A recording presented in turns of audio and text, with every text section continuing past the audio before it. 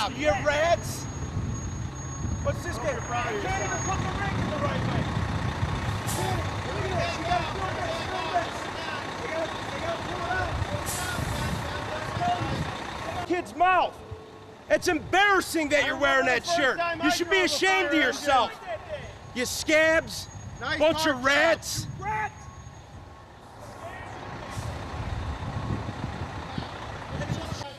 You're a rat. You're a cheese-eating rat. Danny, sit here. Talk to me right now why you're upset about what's going on here. Get the tripod. Okay, I'm talking to Danny, D-A-N-N-Y, Golden, G-O-L-D-E-N. Danny, how long have you been on with the McCook Fire Department? I got on in 06. They originally had a contract. There was one contract guy per shift, and from the contract spot, they hired a municipal. Then I got hired on the municipal side, 2009. That contract job didn't take any union jobs. After I got on with 4 other guys in the same year, we ended up organizing. The village mayor, Jeff Tobolski, who was also the Cook County 16th District Commissioner, didn't want us to organize. He claims that he's pro-union, pro-labor, and when we organized, they got the letter from the State Labor Board with the petition on us to go union. He threatened if we didn't rescind on a letter, he was gonna change the door locks to the firehouse. We thought everything was great and golden, kind of like my name, that we finally got a chance to organize.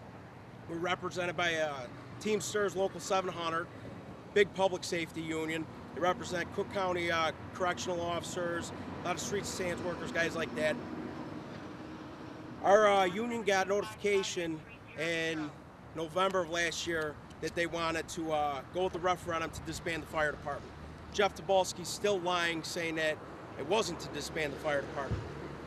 He had a petition signed throughout the village at a village Christmas party, telling people just to sign in, to check in, until one person asked, what is this about? And then he said it's a petition to get rid of the fire department. Okay, if I can just interrupt for 1 second, let's just real quickly talk about what happened today. Today was the official takeover where the fire department was privatized by an ambulance company by the name of Kurt's, correct? Kurt's Ambulance Service, Talk yes. about how that's, in about 1 minute time, how that's going to affect the safety of the residents of McCook. Well, the safety's already, it's a huge aspect of what's being affected right now. Explain that to the viewers. We have video of them taking more than 2 minutes to put the engine in drive to go to an emergency call. Me and the other laid-off firefighters had to run down the street, 2 houses down, to assist a resident who was having a diabetic emergency, what we thought at the time. She fell. It took them over 9 minutes to travel from the firehouse a block down to the resident's house after calling 911. Then the fire chief went to the wrong spot. He stopped at our protesting booth, not even knowing to go to the call. They responded non-emergent, then they got lost on the way to Loyola, which you can confirm Loyola's not too happy about. It took them over 20 to 25 minutes to get from the house to Loyola. How many guys that are hired to privatize are replacing you guys? How many people they brought on? How many did you have on when you were working? We had 9. We had 3 guys a shift, 2 firefighters, and a lieutenant. We don't know what they replaced because we've seen over 5, 6 guys come in here so far. It looks like they got 3 on the engine. We don't know where the ambulance is. We don't know how the ambulance is staffed right now. We don't even know if they're licensed to run in Loyola's EMS system. Talk about in the history when you worked, what kind of calls you ran and how important McCook Fire is. You guys do I-55 car crashes.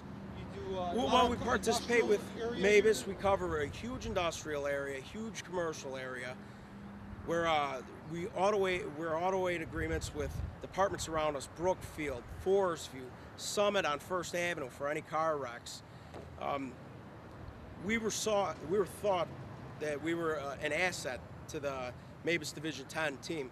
I don't even know what these guys' certifications are, if they're bottom of the barrel, but we were not just, bottom of the barrel trained firefighters. We were all on specialty teams, whether it's hazmat or TRT, and we were just shown there's the door. Just in closing here, Dan.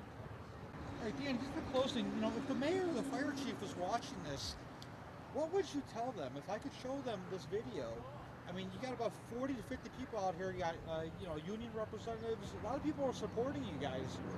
This is actually probably one of the first privatizations in the state of Illinois. Right. The fire department being taken over by a private company. Right, a for-profit company that also includes for-profit billing. You know, that I mean, right now they're putting people's lives in jeopardy to throw somebody in a fire engine that just showed up to work with a bag and said, "Put out a fire." No, has no idea where he's going, no idea how to even use the equipment. We didn't even see him pull out any of the equipment to train. So how can a politician, an elected official, put people's lives in jeopardy? And I asked you before off camera, you and your other guys are so concerned about the residents, you would be willing to show these guys how to work the equipment properly, is that correct? We would help with whatever they need. They never even asked us. Never even asked us. We didn't even see the fire chief instructing them how to use this equipment properly. But if it came down to it and these guys pulled an engine out, you'd show them how to work the hoses, the extra. We'd have to show them how to put it in drive first after seeing the fiasco of them trying to respond to a call, Todd. Okay, I understand.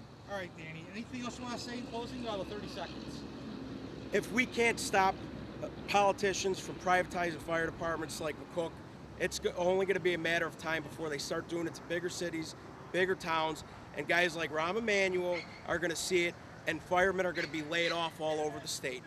Whether you have union protection or not, it's going to come down to dollars and cents, and these politicians can't balance a checkbook, something that Americans have to do every single week, and they're taking it out on public safety. All right, Danny, thank you so much. Once again, DANNY, Golden, GOLDN. Danny, what's your cell phone number real quick? 708-743-9651. Thank you. You're taking the food out of my mouth. Are we talking? Are we talking? Make sure you get my designer glasses. The fireman. Daddy, smile. Show him no teeth. Say my daddy's job.